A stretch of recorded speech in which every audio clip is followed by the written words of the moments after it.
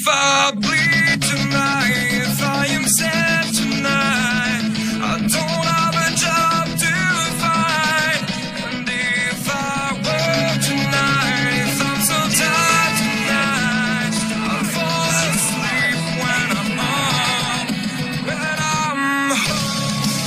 Ladies and gentlemen, welcome to episode number 26 of the Lugs podcast.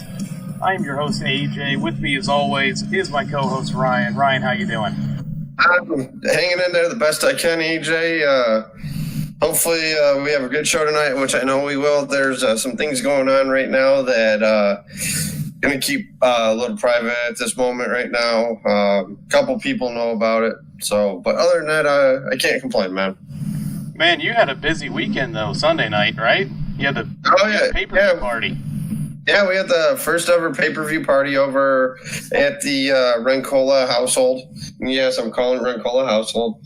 She's giving me a dirty look right now, guys. So, but yeah, we had some people over. We had Drew, Sean, Marsh, Sarah, Matt, their two children over. Our buddy Tom, who lives down the street, another friend of his came over, stopped by. Too bad the pay-per-view wasn't any good, but we still had a good time. And on Friday, I got the Galaxy S9. Wow, stepping on up in the world. Yes, kick-ass phone too, by the way. So you're liking it so far? You're sticking with Android though, because you had an Android for a while, right? Yeah, I've had an Android for a while since the S7. Okay. So this is the new one, though. Yeah, isn't this the new one, or is there one newer than the S9? Yeah, it's the brand new Samsung. Okay, I gotcha. Gotta say, this weekend was pretty crappy on my end. Yeah, what happened? Oh, yeah, I know why. Yeah, as Tony just mentioned, AJ, no Bruins gear this week, smirks. Yeah, we had an unfortunate demise to the season. Give credit to where credit's due. Tampa played a great series after Game 1. They found their legs. It was like a wake-up call. Exactly. Speaking of which, how about the Cleveland Cavaliers? What happened? Oh, they swept the number 1 seed Raptors. All right, no one cares about the Cavs. Nobody in the chat room cares about the Cavs or said that they're going to sweep. You don't count. I'm not talking about me. I'm talking about all you LeBron haters or lovers. Whoa, back to right up a lover. That's right, lover. Can't stand LeBron. I tell you what, man. You know, I'm. All these people are talking about how the Celtics are already in the next round, but I still think you need to win the last one to get there. Yeah, making assumptions. I think nowadays you only have to win 3 in order to advance. So you could be up 3-0 and lose the series still. Hey, they're still in the second or the finals. You know, I guess because the stat is no team has ever come back from being down 0-3 in a best-of-7 series in the NBA, which is why they're all calling series over and everyone's looking forward to the Cavs. I mean, I think Cleveland moves on. If that's the case, I would take Cleveland in 6. Mm-hmm. But I don't know. This Celtic team I thought would be out in the first round. So without Kyrie, I thought so too. And just put in the group chat or the message board, go Capitals. How about that? The Washington Capitals in a thrilling overtime game last night. How many playoff games did Ovechkin have without beating Sidney Crosby in a best-of-7 series? Too many to count. You know, I think it was 9 series total they played against the Caps, or they played against the Penguins, and this is the first time they finally eliminated them. That's crazy to think about. That's insane. I think you remember we were in the Xbox Live chat, and I'm like, yeah, Penguins in 5. You know, Washington may get Penguins in 4. Yeah, you did say Penguins in 4. So, yeah, if there's any Capitals fans on the message board right now or watching, we do apologize for underestimating your team. I think you understand why we did. It's because of the history is what I was playing it by. You know, defending Stanley Cup winners, too, back-to-back. Exactly. Yeah, you know, it's crazy that it finally happened. Yes, it was. But when it happened, Sarah's like, "You woke me up when you were talking about, or you screamed at the goal and everything." I'm like, "Yeah, I did. I got into it." Tony said Pens in 7. Well, that didn't happen. Yeah, exactly. Oops. They got eliminated. So Lightning Caps, who do you got? I'm picking the Lightning the rest of the way. And, real quick, I just want to say to those that watch that are Lightning fans, go into Game 1 and seeing the Bruins win. I guess the plus side is I saw the only game they won in the series. But going to Amalie Arena to watch a playoff game, to experience the fans, and yeah, I was wearing Bruin stuff and I got a ration of hell for it. Hockey belongs in Tampa. That fan base they have down there is incredible. They all show out. When you have the NHL calling you to say that your watch party is too big and is a fire hazard outside the arena, oh wow, you got some dedication right there. And to all the people that in the past have said, "Oh, hockey doesn't belong to the South, hockey doesn't belong to Tampa," total BS. And I hope the Lightning move on all the way, because ultimately you'd rather lose and be eliminated by the Stanley Cup winner if you are to get out early. So, good point. I'm going to take Tampa in 6. I think Washington is going to be an easier matchup to them than Boston was, and I'm not saying that as a homer standpoint. I just think Washington and Pittsburgh both were subpar to what they've been playing at in the last couple of years, and I think Tampa's playing some of the best hockey I've seen around right now. They look like an eventual Stanley Cup winner. They have the right mix of youth and veterans. Well, look, the team. When you have Stamkos and Hedman being your core leadership, and then with additions like McDonough, Kucherov playing there, amazing. You got guys like Strawman, but then you got like your grinder guys like Killorn and Palat, Ryan Callahan. I'm not a grinder in Ryan Callahan, but a guy who seems to always be in on every play. There was an addition this year to the Tampa Bay team, I think, put him over the hump. And that's the addition of Chris Kunitz. Not a well-known name, but for the people that follow hockey, they know who he is. I do too, but still. Steve Yzerman, yes, the captain. That's who I'm cheering for, the Lightning, just because it is Steve Yzerman. Yeah, it'd be cool to see OV get his ring, get a ring in the Stanley Cup Finals. But I think it's going to be a good series. I think it's going to go 6 or 7. I think for sure it's going to go at least 6, or I think at most 6. But I think Tampa Bay. Just said Tyler Johnson is another big guy there that I'm out of that. Yes, he is. We're turning the Loose Lugs podcast into the Pucks podcast. Another one, Tony, Yanni Gord. Always finds the puck. He's almost like Yanni Gord is kind of like their Brad Marchand in a sense. He has a sense for the puck. And just think, too, they got rid of Ben Bishop for Vasilevsky, who they've believed in from the start. They're like, this guy's the bread and butter right here. This guy's the peanut butter jelly sandwich to Ben Bishop. And look what happened. Vasilevsky's had a great year. They're not there by mistake. No, I think one of their best decisions they made in the last couple of years was getting rid of Bishop. And now... Not that he wasn't a good goalie. He was a great goalie for them at the time, but I think with the youth of Vasilevsky, it's very fitting for him. Exactly. So I'm taking the Lightning to win it all. All right. I'd like to see Lightning Jets Stanley Cup final. That'd be pretty good.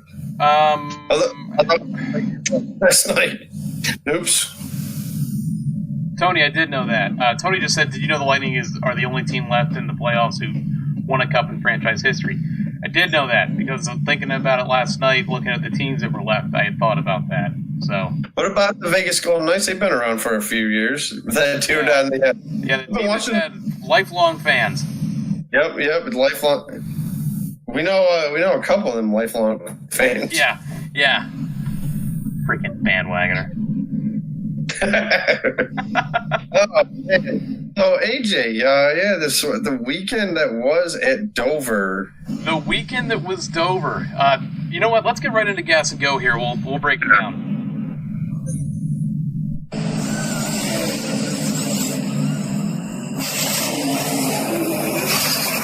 right, so this was an odd weekend in Dover, Ryan, because this was a weekend where it seemed like the lower divisions out-entertained the Cup side of it.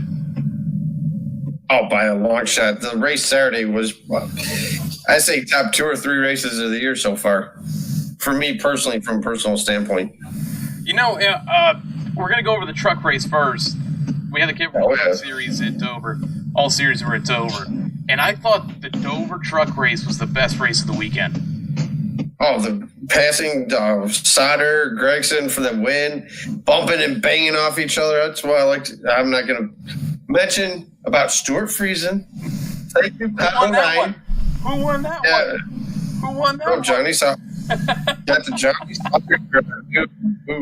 I got my Houghton Lake shirt on, represent Houghton Lake. Oh, man. So, there was no Cup guys in this race, which added to the entertainment factor of it. Go ahead. No, without both races, Xfinity and truck, no Cup guys. No Cup guys, and that, I'm telling you, these lower series need to eliminate Cup drivers from it because there is more entertaining racing. And you know what? This weekend, there was no Cup guys in either truck or Xfinity race. I saw the biggest crowds for both series since Daytona. Yeah, oh yeah, definitely. This weekend. So, Johnny Sauter pilots his Allegiant Airlines Chevy Silverado to victory after Noah Gragson made a bonehead move, which, you know, thinking about it in layman's terms, it's not... Going for the win. He's going for the win. It's not so boneheaded looking back at it. But although he did smash it. Yeah, he hit that wall a ton. And I don't know if you've seen it on the replay, but it looks like the truck almost went up and over the wall on it. It was damn close to it. So that was a hell of a battle, though. Noah did the only thing he probably could have done in that type of situation. And thank you, Tony, for agreeing that the Cup guys shouldn't be in those races. It's exactly. It's developmental races. These are training these guys to get in and ready to be in the Cup Series. For when they do step up to the plate, for when it is their time to shine in the big Cup level. Exactly. I mean, like we said in the past episodes, we understand why the Cup guys are in it for sponsorships. But look at the quality of racing. The Truck Series and the Xfinity races were better than the Sunday race. Oh, no doubt about it. No doubt about that. The thing that got me was, Ryan, this race started at 5 o'clock. Yeah. Was over by, I think, 7:10. That needs to happen more with the Truck Series. Yeah. Do a 2-hour race. And get it done early. You know? I think that's cool, though. If you imagine, like they do it here at MIS, the Friday you got the Xfinity and the Cup guys, and then you have the ARCA cars race later that evening, like at 5 o'clock, and it's about a 2-hour race. I think qualifying for the Cup Series was done on Friday by 3-4 o'clock. 4 o'clock, and then they did the pre-race ceremonies, the driver intros, the invocation, the anthem, and then they did the truck race, which was fun to watch. That's a perfect way to do it. Get it done early. Actually, I was getting my phone during the truck race, but I went over it late Friday night. I skimmed through it, and I'm entertaining, very entertaining. Oh, it was a great race. I mean, you had battles all over the track, and the best battle that wasn't for the win was probably the David Gilliland and Todd Gilliland battle. Oh yeah, father-son battle. Father teaching son, and then son teaching father on a couple moves. You know, it's great seeing that kind of racing again. Exactly. It's what the sports needs is the battles, not only for the lead, but in the back. Guys fighting to get their lap back, to get on that lucky dog. You've seen, like you said, battles all over the track. And it was also the big thing about not having Cup guys in it so much is we hear names that we don't normally hear. Like we had Jesse Little battling Johnny Sauter for a good part of 20-25 laps. Jesse Little. Stage 2, I think it was. He's got the same hair as his dad, too. I've noticed that. Doesn't he? And son of Chad Little, for those that don't know. Good old Chad Little to drive the 97 John Deere Ford for Jack Roush. That is correct. I thought my little thumb up. I thought he ran a great race with Sauter. And the funny thing with that, how many wrecks did Sauter have to avoid in front of him? Quite a bit. Quite a bit. And it was Jordan Anderson twice, I think. Casual Friday afternoon drive. Oh no, there's a truck in front of me. Evasive action. That happened Sunday with the Derek Cope crash where they had the on board of Austin Dillon and he swerved out of the way. It's like, go high, go high. Oh no, oops. Because everything, normally a wreck at Dover, everything goes down to the bottom of the track because everywhere's banked. Not this wreck. No, not at all. Tony says he'd watch more races if they were shorter. I think that's the case for a lot of fans. We've all said in the past, 1.5 mile tracks should not be 500-mile races. Only the Coca-Cola 600, and that's it. Yeah, but even that's a long day. Keep it the way it is because I like the originality of it. But that is a long race. I've been to one. I think you've been to one too. It is one of the longer. It's a long time sitting in those seats. You know, it's something too because the year I went to the 600 was the year Earnhardt passed. And we get there, we get to the track at about 11:30, you know, check out the area. We were there for the, back then, the Busch race for a little bit, and we left early. My dad wanted to get the feel for the track, parking, everything like that. So we're there for the 600. We get there early. We're walking around, met Harry Gant, the race starts.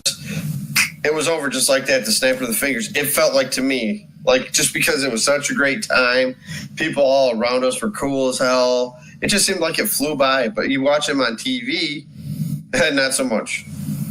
No, and after Memorial Day eating, for some people that celebrate it on Sunday, like my family does it, it's, I'm not going to lie, there are some parts of that race when you're watching it at home that it is sleepy time. Exactly. You know? Yeah. Especially if you wake up at 6 a.m. to watch the Monaco Grand Prix or Grand Prix of Monaco. Oh, yes. I'll catch the replay for that. Yeah. But yeah, Memorial Day weekend we'll be up in Houghton Lake, hence why I got the shirt on, visiting her parents and my dad, and then we watched the 600 together, which is always a good time. Cheryl falls asleep. The greatest bozos you've ever seen, Tony. He puts in there, total side note, my boss looked at the phone and asked, who are these two bozos you're watching? Oh, thanks. What's up? What's up, Tony's boss? That's right. So just a little breakdown of this. Johnny Slaughter led 137 of 210 laps, that's domination at its finest. That's Harvicking. Yes, it is. Domination. But Noah Gragson led 60, so between two drivers, you led 95% of the race. Yep. And it's the same two guys that we've been talking about all season long. Yep. And I think those two are going to come down to the championship 8 years in. I believe it will, too. I may throw one other guy in there, Brett Moffitt. Yeah. Yeah, Moffitt will be in there, too. He's doing good. And then, man, as your fourth guy, I don't know. It's a toss-up. You know, I'm trying to think of who it would be. I gotta look through the field. I gotta look through the standings, real quick. I got it right in front of me, actually. I mean, you can put Crafton always as a KG veteran. Crafton, for sure. Question in the chat. First of all, Patrick said the month of May is one of the best. Sauter's good, real good. And then we got a question here. Do you think Jimmy Johnson will win? Yes. I do too, Not 100%. This weekend, but yes, he'll win this season. Yeah, not this weekend. I think he's going to win June 10th out at Michigan International Speedway. I'd take Charlotte. Oh, Charlotte's going. I'm getting a dirty look from my wife here because she thinks that he's not going to win a race. So, there you go. Get thrown in the doghouse, Ryan. She takes after me. My team's not doing good. Oh, they're not going to win again. They're never going to win this, that, the other thing. She takes after me. So, we mentioned earlier Stuart Friesen had some trouble. There you go. Nice pick, Ryan. Yeah. Anyone that Ryan picks in any series besides Cup is in trouble. Hey, wait a minute. Let's rewind the clocks here. Richmond, who did I pick for the Xfinity race? Christopher Bell. But after you picked him, Constant. So, Okay, you got one. You got one out of 26 episodes we've done. Yeah. So, your stage winners, Noah Grigson, Johnny Sauter, and Johnny Sauter, stages 1, 2, and eventual race winner in stage 3. Your top 5, Johnny Sauter, Matt Crafton, Justin Haley, David Gilliland, and Harrison Burton. Great run by Harrison Burton. It was. Out of your notable finishers, how great was it to see Front Row Joe finish in 7th? That was pretty cool to see. I always laugh at that nickname. He got one pole, and everybody's calling him, "Hey, Front Row Joe." Kept Met with him it. once. Awesome dude. Yeah, I've met him too. He's a great guy. Very, very friendly. You had Jesse Little finish in 9th, like we were talking about earlier. Just a great run for a team that is pretty much low budget, although most Truck Series teams are low budget, but this one being the lower end of it. I mean, Thor Sport is always a top-tier team. Yeah. 10th, Todd Gilliland. We mentioned David Gilliland finishing 4th, and his son, Todd, finishing 10th. I should have just went out with the top 10 there. Oh, yeah. So moving on. Oh, not moving on. We got to get through the standings here. Your standings, Johnny Sauter, Ben Rhodes, Noah Gregson, Brett Moffitt, Grant Enfinger, Matt Crafton, Justin Haley, and Myatt Snyder. And your next race is this Friday, 8:30 p.m. Eastern from Kansas on FS1. That's a Friday night affair. Friday night and the Cup race Saturday. No Xfinity. No, Xfinity's off, I think, 2 straight weekends. Yeah, three. They don't come back till Charlotte. Yes, because you got the All-Star. You got the All-Star race. I think the trucks are that Friday. Yeah, I think they're all in action because it's so close to home for most of them. Yeah. So, moving on to the Xfinity Series. This, to me, was the second best race of the weekend. My first. And Justin Allgaier beats JRM teammate Elliott Sadler for the Dash for Cash and the win at Dover. Elliott was right there. He even said, because they brought him into the Hollywood Hotel, they asked him if he could have done anything different. He was like, well, if it wasn't my teammate, I'd have wrecked him. Because it was a teammate and everything like that. I mean, he went for the win. Only thing he could do. Great finish. Awesome finish. Love watching it. Sarah and I got into it. It was pretty good to watch. It was definitely an entertaining finish. Yes, it was. The race itself wasn't bad, but it really came down to those last 3 laps in that battle with Allgaier and Sadler. Really made the race. Oh, of course. And needless to say, it was a much closer finish than Sunday's race. Oh, man, I thought Sunday's race was close. What are you talking about? What was it, a 6-second margin on Sunday's 4.5. That was 4.5. 4.5, give or take. So we mentioned in this race, Ryan, how we had a great finish and great racing all around the track. And another common denominator here, no Cup drivers. I think we're setting a trend or something. And hey, great Xfinity crowd for no Cup drivers. Yes, it was. So, one of the, like you said, prior to Daytona, one of the better Xfinity crowds that we've seen. Yeah, guys aren't wanting to see the veterans win in the minor leagues. You don't see this in any other sport. You don't see baseball players go down to the minor leagues just to put on a tear there because they can't do it in the MLB. You don't see Ovechkin go down to, their minor league affiliate and go out and try to win a championship there. No. 100 assist season. Get Puck world records for having the most goals in the minor leagues. Oh, yeah. Yep. Patrick just said what we got coming up in the news. Yeah, we're going to talk about that in the news. It's kind of the thing that sucks about the Cup drivers going into the Xfinity Series and the Truck Series is they're counting it towards total NASCAR wins, which the record is 200 by Richard Petty, who only did it in one series because at the time they only had one series. So it kind of takes away, to me, from the actual achievement of it for a guy like Kyle Busch, who is close to 200, but he hasn't done it all in one series. It's been in the trucks. I think he's got 100 Xfinity wins or something like that. Like that. It takes away from the prestige of the achievement. It does. I mean, yeah, still to win 200 races, it was still something special. But count it for Cup wins, not these, Xfinity truck races. Exactly. I couldn't agree more with that. You put a little asterisk next to it. So Johnny Sauter, filling in for Spencer Gallagher, finished 6th, and Noah Gragson finished 7th. That's pretty common. Yeah, it was. Because now, I think it was Austin Dillon that said something about it on the broadcast. It's like, hey, these two, or no, it was Mikey. These guys were racing each other for the truck race yesterday, and they showed the replay of it of Gragson wrecking. Man, that's a tongue twister. So last week I had said Ryan Siege is filling in for Spencer Gallagher, and let me just throw this in there. Okay, so I did a dumb move, didn't check my source when I was reading who it was from, and Ryan Siege himself was already in the Dash for Cash with a 39 car. So that was a bonehead move on my end. Speaking of boneheaded moves, Ryan Reed, twice. Yeah.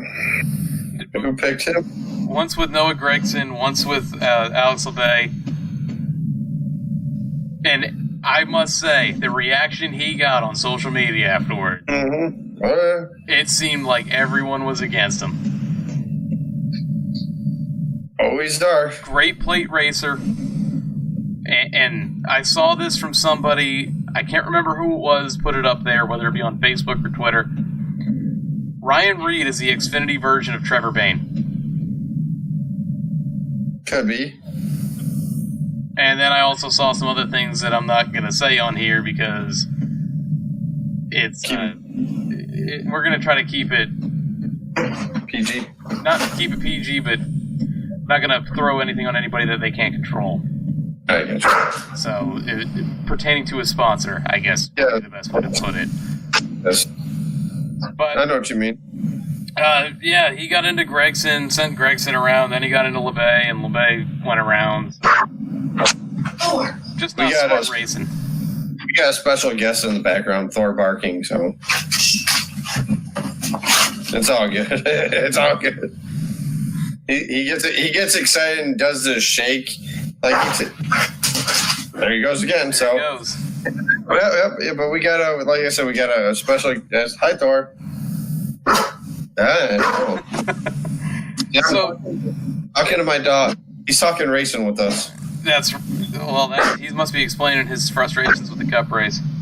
It must be. This race, though, the Xfinity race was dominated by Sadler and Allgaier the entire race. Oh, yeah. JRM up front, where they've been every time an Xfinity race happens. You get your occasional Joe Gibbs driver in there, but it seems like JRM has found something in the Xfinity series, and they've turned into the Joe Gibbs of the Xfinity series. They have. So, I mean, it's good for me to see. I'm a junior fan, so. I'm a junior fan, too. Hey, why don't they bring the JRM up to the Cup level and see what happens? I've been wanting that, man. I'm telling you, it needs to happen. You get a bunch of veterans with 1 or 2 young guys. 2 years. You saying 2 years? 2 years, at least 2 years. Maybe next year. All right. This just in on the Wood Plugs podcast, Junior Motorsports to compete in Cup next year. All right. Don't make up fake news. Wait. I thought I was CNN.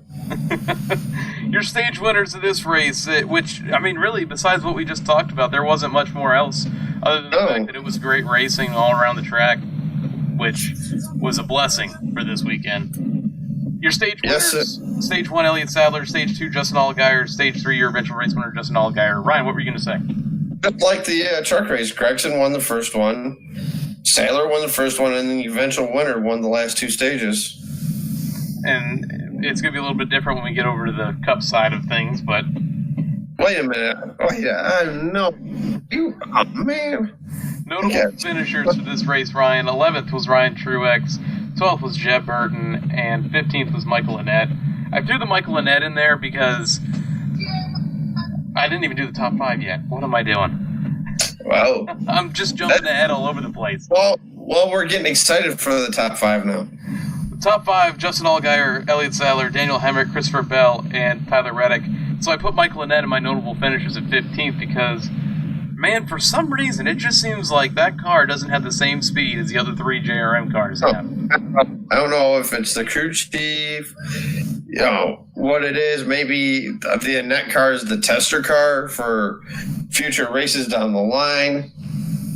I have no idea, and it's kind of sad to see because Mike Lewis had a couple races where he could have won. Exactly. Being with JRM, and it's just, I don't know if he's getting like the Casey Kane treatment. Oh. With Hendrick, you can't give everybody top flight equipment.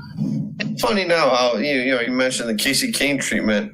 I think they got all 4 of them cars now for the Hendrick on the same playing field. Yeah, it seems like they're starting to come together too. And I actually want to mention that when we get more into the Dover race for the Cup side.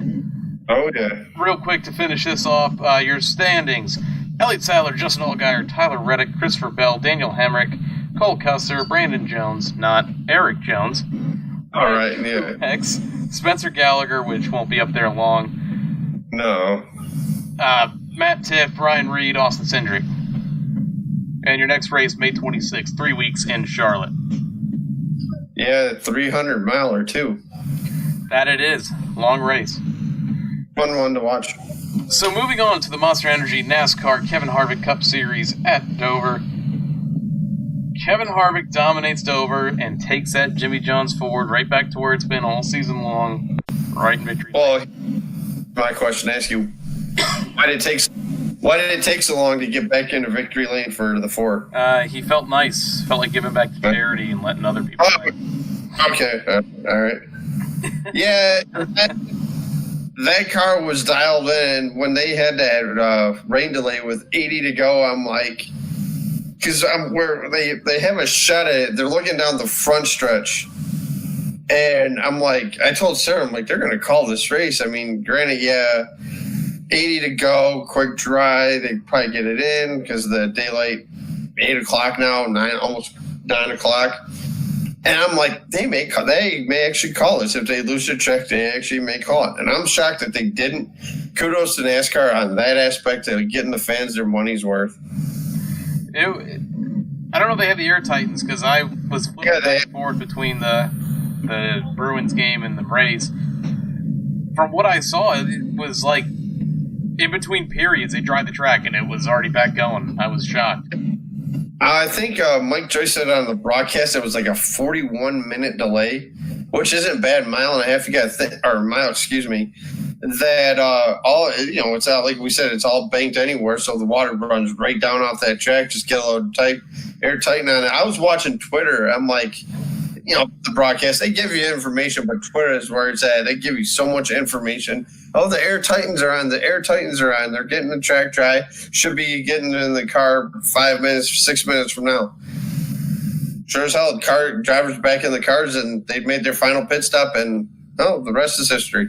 I turned the Cup race back on after a whistle in the Bruins game, and I saw people going around with like their driver bags and stuff like that, and I'm like, what? They call the race? Yeah. Next camera shot, they're all back in the car. I'm like, oh, no way.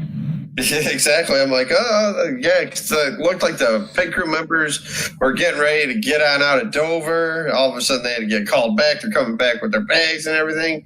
Like, oops. Yeah, no kidding. Mistake. Mistake for sure. So these Harvick wins, Ryan. It's getting hard to write a show when Kevin Harvick just wins the same way every time. Yep. Wins all the stages. It almost sounds like a repeated episode at this point. Well, all right, guys. We will see you at the track. Have a good week. So, Kevin Harvick leads 201 of 400 laps. 13 cars finished on the lead lap. Brad Keselowski seemed like he was the only guy to give anything to Harvick competition-wise this weekend. Led 108 laps. Bad pit stop cost him at the final restart a chance to even see if he had anything for Harvick, like you said, because he was the only car out there that could. But one person finally had his top 5 streak break, along with his drive shaft. Kyle Busch. Yep. Yeah, he mentioned it very early in the race that he had a vibration. It was like 10 laps in. Yeah, like 10 laps in, they go to Vince Welch, and he's like, oh, they're complaining about a vibration, this, that, and the other thing. And next thing, I'm like, he said something, how, was he pressing the clutch in the corners and he still felt it or something like that? Yeah. And that's how they knew it wasn't a tire, it was something else. Something had happened where they said it definitely wasn't a tire. Maybe I remember a pit stop. Exactly. I remember messaging you. I'm like, well, the 18 finally blew up, and they show a camera shot of the drive shaft right on the. That was crazy. Yeah, good thing nobody else hit that, man. That would have ruined their day for sure. Yeah, that's a punctured radiator and a half. Yep, flat tire, stuff like that. All good. So, towards guys who had a good day, Ryan, what a start it was for Bowman after that caution that sent him back up to the front. He led the next, how many laps did he lead in that? I think he led like 30-something, around 30, 35 laps. I got the sheet, the race report sheet, when I go off of when I do this. Well, at the beginning of the race, Larson, Bowman, and Dylan all had to go to the back because they failed the pre-race. 26 laps left. Pre-race inspection, and they're doing breaking news. They did it on the broadcast. They're like, yeah, Larson to the rear, Bowman to the rear. Larson never recovered until the end. No, but I mean, he rebounded well. Oh, yeah, he rebounded very well. But it was great to see Hendrick cars up front for once. Dylan didn't. I mean, I had to throw that out there. All right. I had to throw it out there. Come on now. You know it's funny. I mean, like we said, though, the question was asked, do you think Jimmy Johnson will win? Well, someone had tweeted out to Jimmy Johnson after the race, I've been waiting since 2002 to say this. It's finally been a year since Jimmy Johnson has won a race. And Jimmy Johnson responds with, I hope you get a flat tire on your way to work tomorrow. I've seen that. I laughed hysterical at that. I thought that was great. Speaking of Jimmy Johnson, it was it the Autism Speaks 400, I do believe is what it was? Yeah, I saw this video you're about to talk about. And this young, he's meeting this young man. He's got a couple, signed. I'm sure they're signed. And this little kid sees Jimmy Johnson. He runs up to him. He gives him the biggest hug ever. And Jimmy was shocked by it. He gives him the hug back, and he got another hug from him. It was just so cool to see it like that. And then David Reagan had a couple kids in from the charity and his hauler right before the race and everything like that. I thought that was pretty cool. Drove him around the track during the driver intro. So that was definitely a family-friendly race weekend at Dover.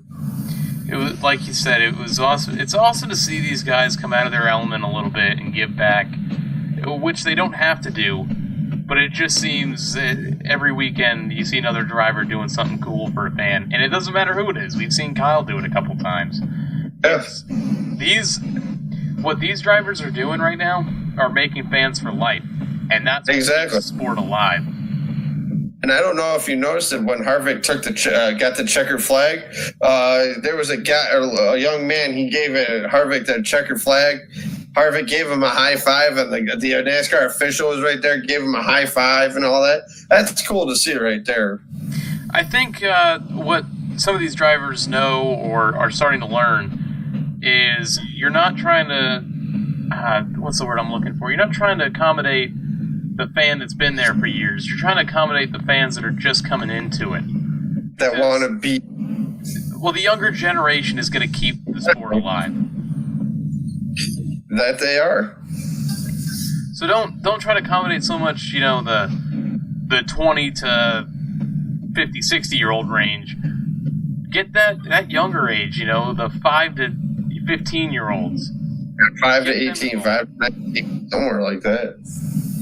But I mean, it was cool too because we're talking about how cool the drivers are and all that.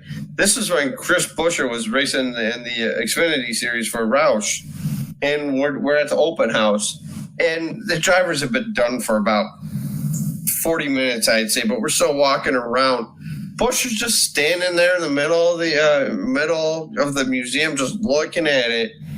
And my buddy Ryan, his buddy Norm, walked up to him. Was like, "Hey, Chris, good job. Good luck this weekend." He's like, "Oh man, thanks." Norm started walking away, and Bush is like, "Where are you going?" He's like, "Oh, I didn't think you wanted to be." Oh, he's like, "No, man, cool. It's day of BS." We talked to him for a good 45 to an hour right there, and then he's like, "Yeah, I gotta get, fortunately, guys, I'd love to chat, but I, gotta get out to the track and everything like that." And it was so cool, just talking about favorite tracks, what he likes to do on the free time and everything like that. It was so down to earth, man. It's what I love about NASCAR drivers. They're so approachable. Would be the best word for it. Exactly, and then you get people like, the person you did the rant on last week. Yeah. Well, anyway. Anyway.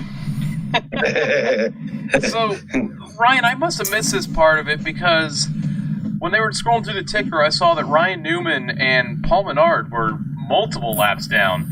What happened to them? Something broke on Newman's car. I can't remember exactly what it was. And then something with the front end, I think it was, of Menard's car. So there was no crash damage, so they could have gone behind the wall, got back out on the track, and they did, and obviously cost them the race. That's what I figured. Yeah. So, mechanical issues, I should say, on both of them. So yeah, there's certain points which now I'm not going to miss any parts of the race. Because there's another pressing sport right now, playoff sport. So the Celtics, but they win when I don't watch. So I usually don't watch. There you go. But I watched last night. Look what happened. They lost. Hey, there you go. So I'm not going to watch anymore. What channel was that game on anyway? It started at 6. Oh, it was the early game. The early game. Yeah, because Toronto and Cleveland had the 6 o'clock game on ESPN. I'm like, why is this game starting at 6 in Toronto? I'm like, I guess they crazy. The games out of the way. I have no idea. I just don't understand why they don't do it like hockey. Have one Eastern, one Western, one Eastern, one Western. Yeah. Back to I don't know. I just don't understand that. Getting back to the sport at hand, Ryan, Cody Ware had a hard hit. That he did. Very hard hit. He blew a tire, and when he hit the wall, he didn't hit the back end of the wall, but it just looked like he completely caved in the back tail of his car. Yeah, it did. It was just one of those weird impacts. Exactly. And then the Derek Cope crash, like I said, we were talking about earlier, that was a hard hit too. Yeah, they were mentioning that Derek Cope had won that race back in like the 70s. Well, he also won a Daytona 500 too, so. Yeah, well, if Earnhardt doesn't blow a tire, I don't think he. Well, duh, of course. So, Clint Boyer was doing a rain dance once the rain came. Yeah, the best was the audio from the car. They're like, he's like, "You guys better be doing a damn rain dance right now." And they show the pit crew guys. Some of them are dancing and all that. They're like, the crew chief is like, Chad Johnson's like, "Yeah, we're doing the rain dance for you right now, there, Clint." I don't He's know. like, "Good." I forget how many races it was now that the streak was for Boyer, but he goes that long without a win, and then gets 2 wins in 1 year. Hey, he's in good equipment, man. Boyerville.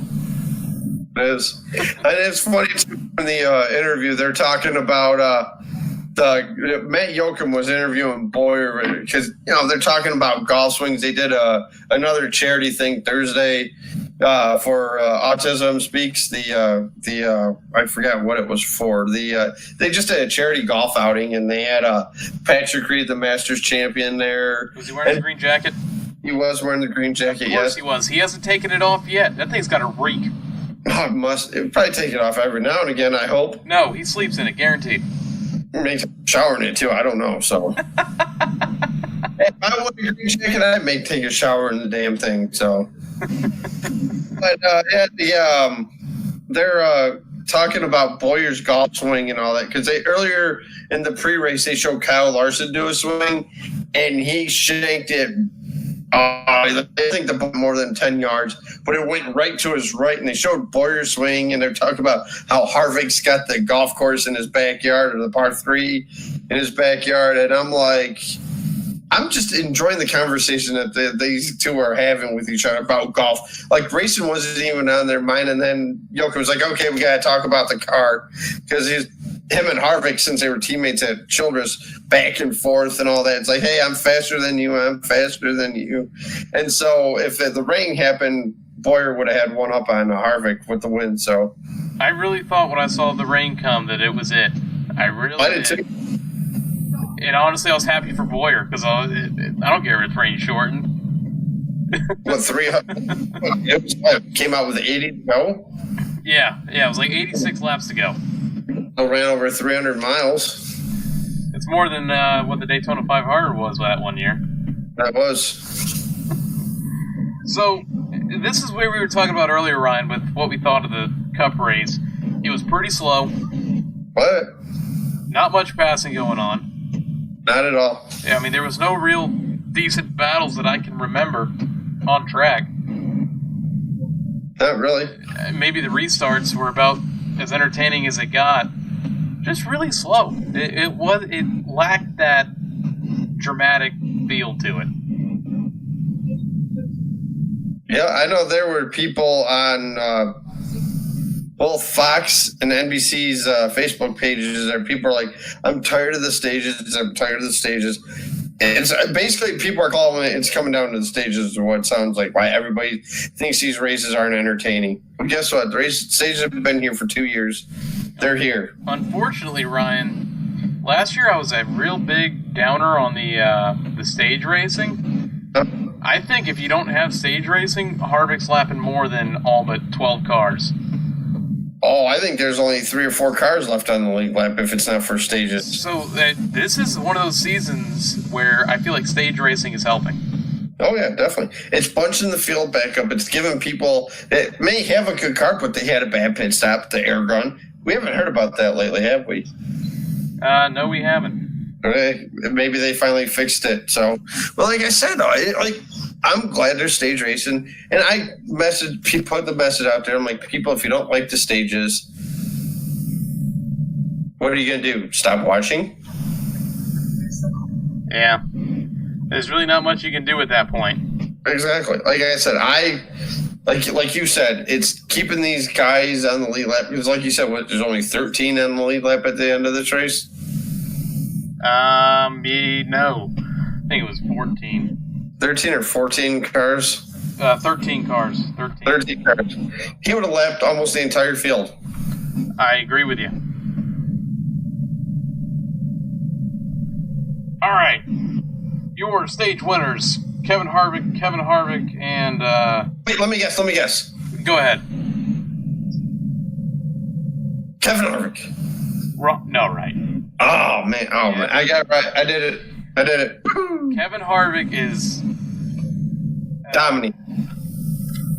I like Harvick, but I hate seeing so much dominance going on. I want somebody new. We need to get more winners. It's just, Harvick's won 4, Kyle's won 3. There's 7 races right there. Where 2 guys... 9 races, right? So, Boyer, Logano at Talladega, Dillon at Daytona, and Truex at California. Like Patrick just said, stage racing is challenging for everybody. Yep. Well, Danica, yeah, skip that one. That's a good one. I guess I should share that. That's pretty funny. I enjoyed that. So, wow. Top 5. Kevin Harvick. That's very great. Kevin Harvick, Clint Boyer, Daniel Suarez. Great run by Suarez. Yeah, especially with the broken thumb. The visor cam they had on him. Did you not see that shaking all over? And I'm like, so people think they can race. They can just jump and race a car. Well, watch this. No, you cannot. No. So, continue on with the top 5. Martin Truex Jr. and Kurt Busch round out the top 5.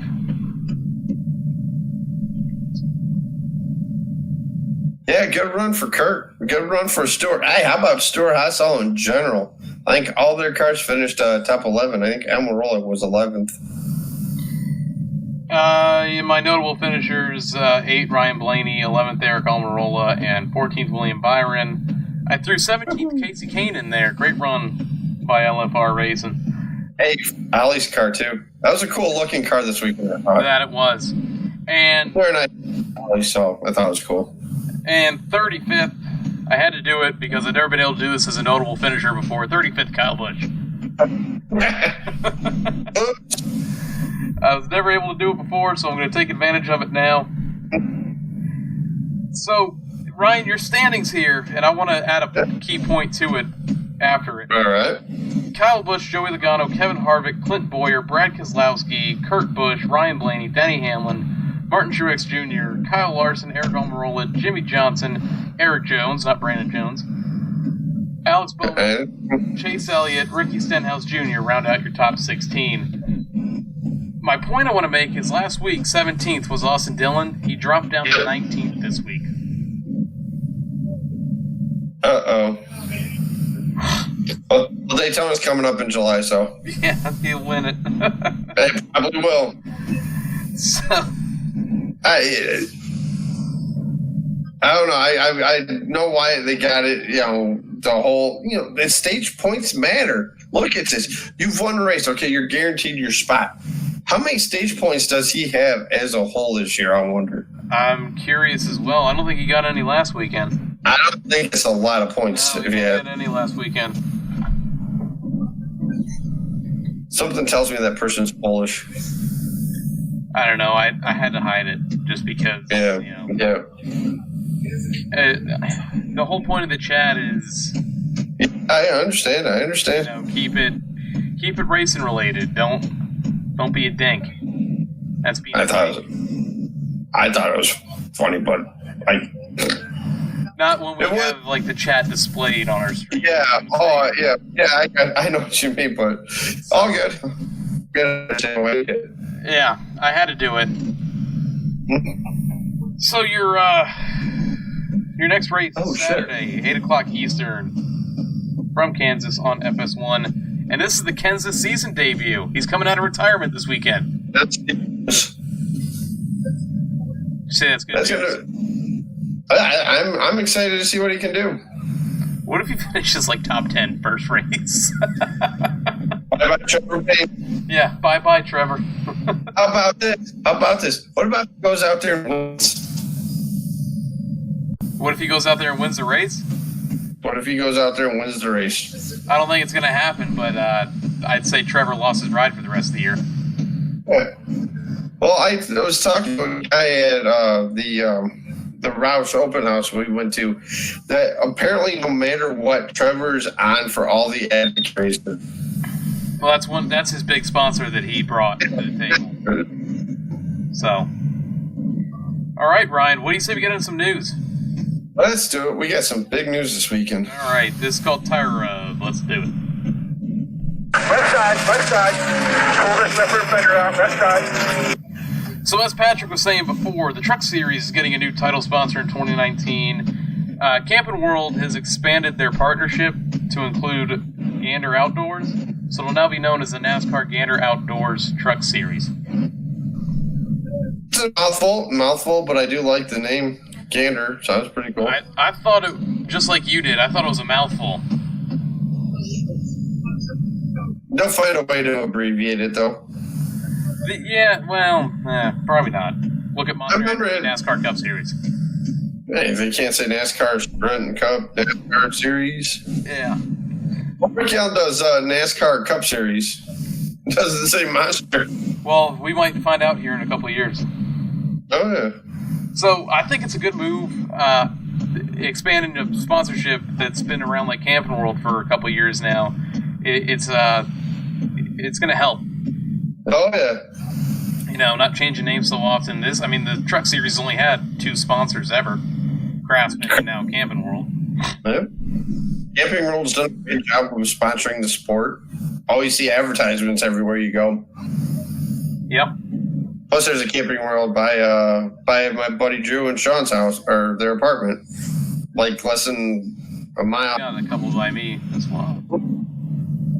So, this story, Ryan, this next one, I didn't read too much into it when I heard it.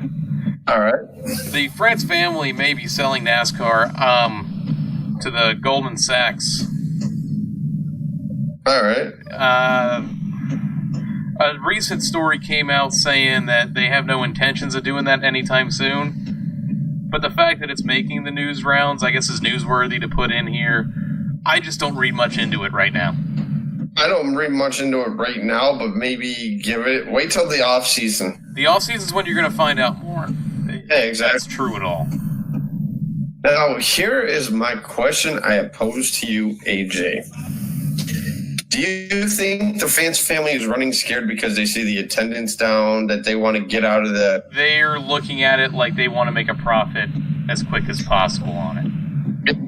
I agree 100%. Now, you got to understand, there was a wave back when NASCAR dipped down this low in attendance. And it picked back up again. We're just on one of those downward trends. I really do think it'll pick back up again. Oh, I think we'll pick back up. You gotta think though, like we said in the past, though, like for a family of 4 to go to a race, it's not cheap. No, plus hotels, all that. Hotels skyrocket those weekends. The hotel we stayed at in Bristol, I mean, yeah, it was still, a place to sleep and all, but you're not there for more than just to sleep and, relax, at the end of the night. Agreed. And they skyrocketed. I'm like, there's no way. And it was just like a Super 8, if I remember correctly. Something like that. All right, so I hate stories like this with the France family, because you don't know the truth behind it. You see everybody's making articles about it, but no real valuable source behind it. So I was reading something on the bottom line. I sent you a message about, but I caught it at the end of it. That it was just, I don't know if they're saying it's a rumor right now, but the France family is still in NASCAR 110%. Stuff like that is basically what it said. So yeah. We'll believe it when we see it. Well, I couldn't hear you there. It chopped all out. Would you be shocked if they sold it? Would I be mad if they sold it? Shocked. Would I be shocked? No. No, maybe I would be shocked. All right. Because it's been in the France family since, the beginning of the existence of it, so... Larry Mack said that yesterday on Racing. So maybe I would be a little bit shocked. Oh, I would too. So, we got some congratulations to give out. You do? Kyle Larson. 2 weeks. Yes, all right. Number Larson, 2. Daughter born. Number 2. Well, I don't know if you heard at the end of the Cup race, they said they were going to have John Hunter Nemechek on standby to practice the car if she went into labor. But she was born yesterday. Yeah, he's not even going to miss a weekend.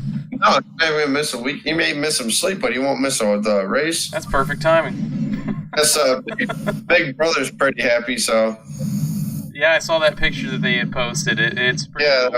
That was a cool picture. So happy for Man. them. Congratulations. Amy Earnhardt and now the Larsons. Yeah, back-to-back weeks. Yeah. All right, who's next?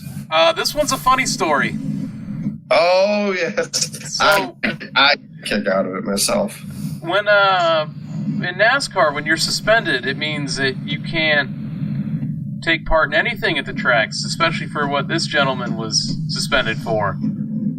If you all remember the story last week of Spencer Gallagher, he got suspended indefinitely for not passing the NASCAR wellness policy drug test.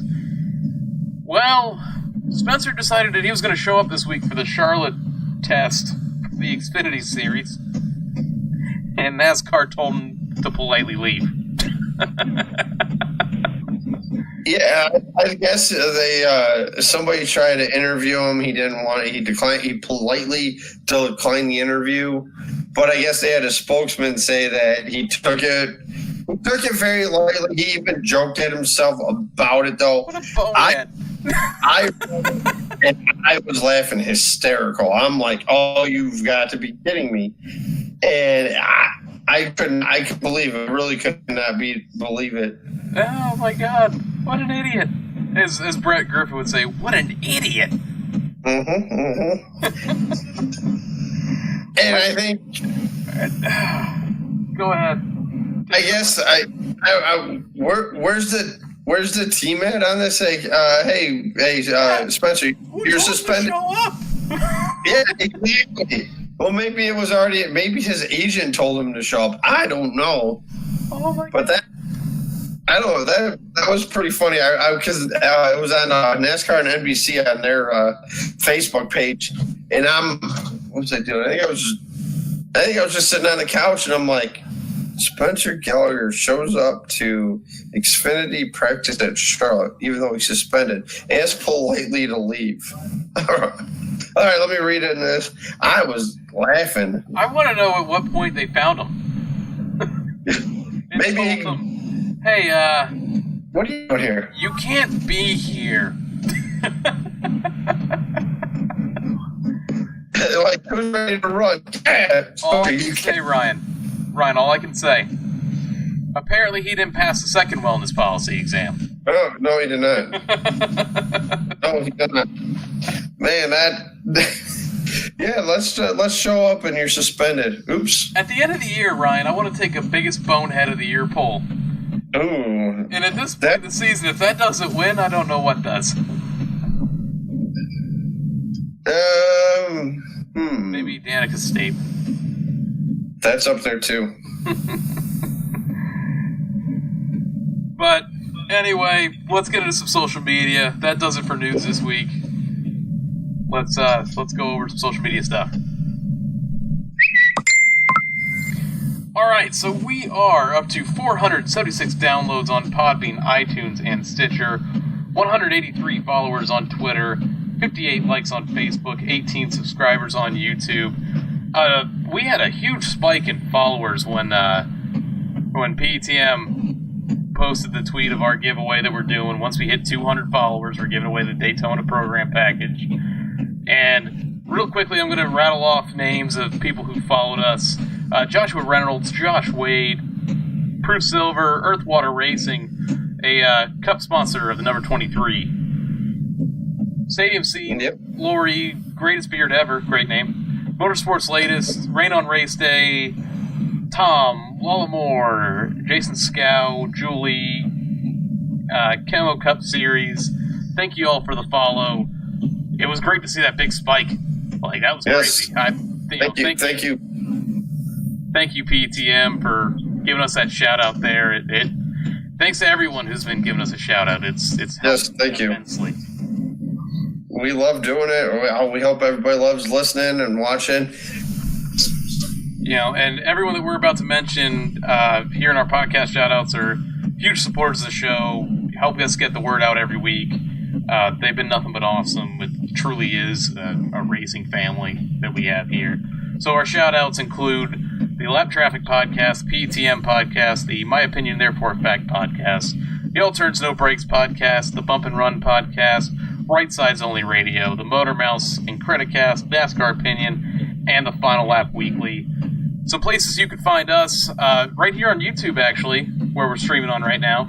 You can hit the subscribe button, hit the notification bell. It'll notify you every time we go live. You can also follow us on Podbean, iTunes, Stitcher, by searching the Loose Lugs Podcast. Twitter, we are at Lugs Podcast. I just mentioned the giveaway we're doing once we hit 200 followers. Not too far now. And on Facebook, we are the Loose Lugs Podcast. Our personals, myself, Grey Goose F150 on Twitter, and Ryan. Our Rancola 88. And we have now hit that point in the show where Ryan makes me laugh hysterically with one of his weekly rants. Ryan, take it away. All right. Well, we can have a couple this week, and I could complain about Backlash and how bad it was for us wrestling fans in the group. Yeah, Backlash. Yeah, Badlash. You could have called it that too.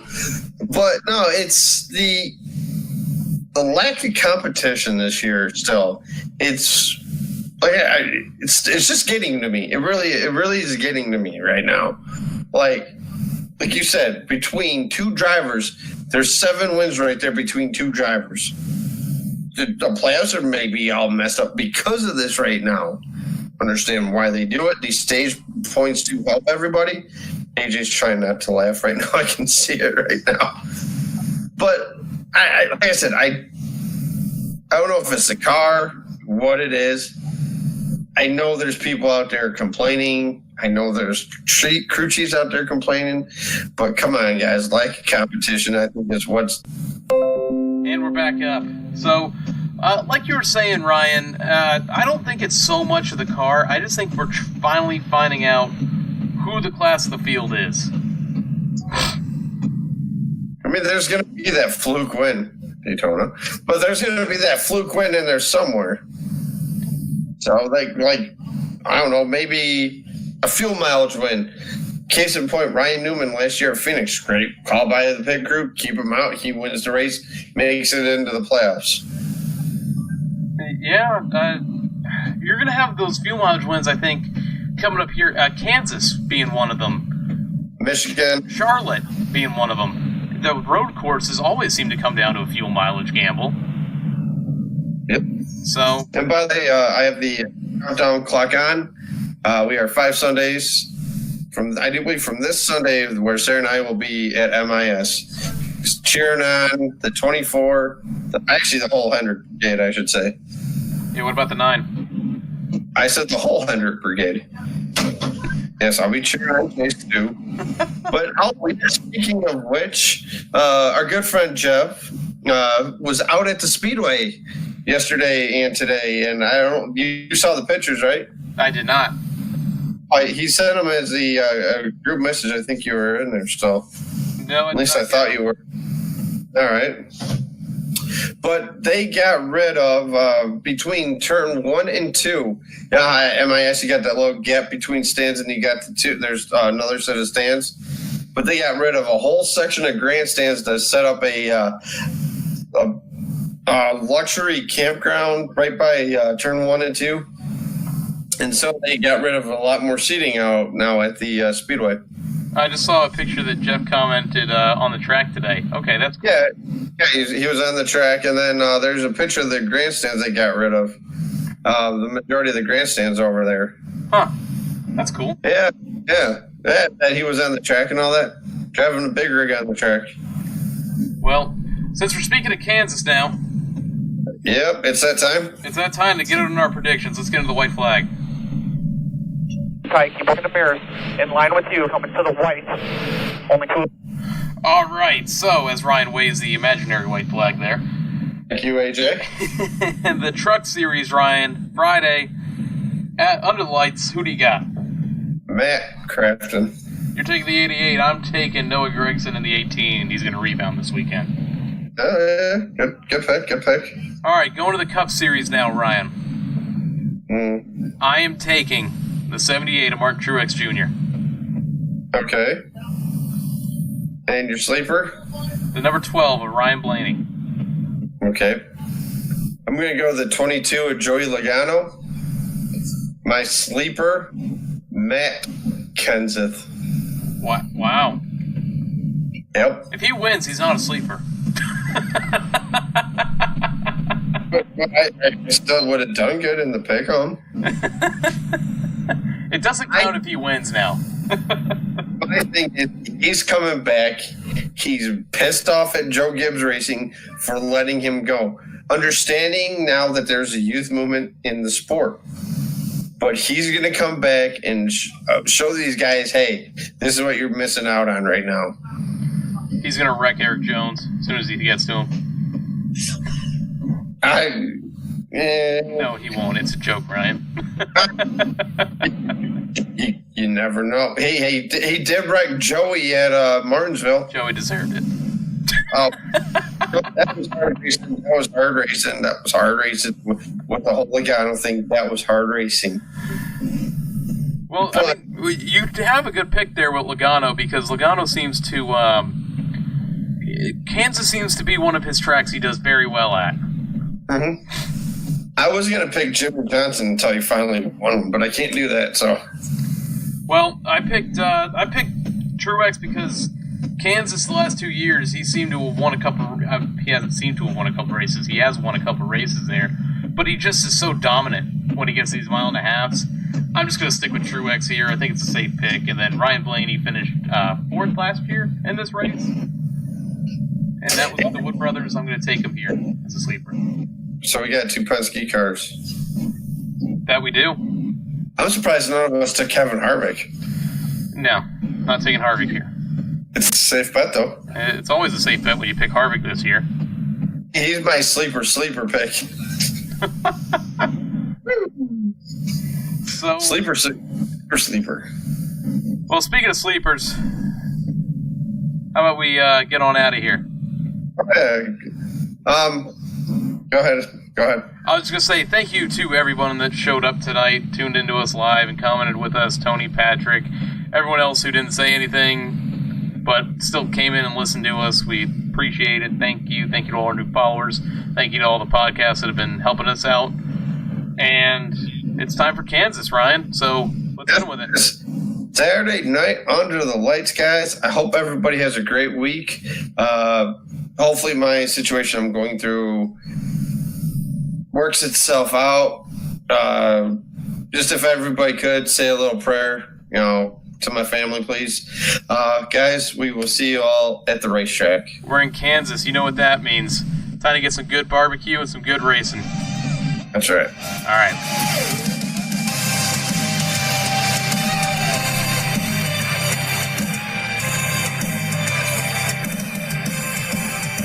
There's a long road just behind you. Everything else comes so fast. Memories are all inside you, and you never make them back. I can feel that you're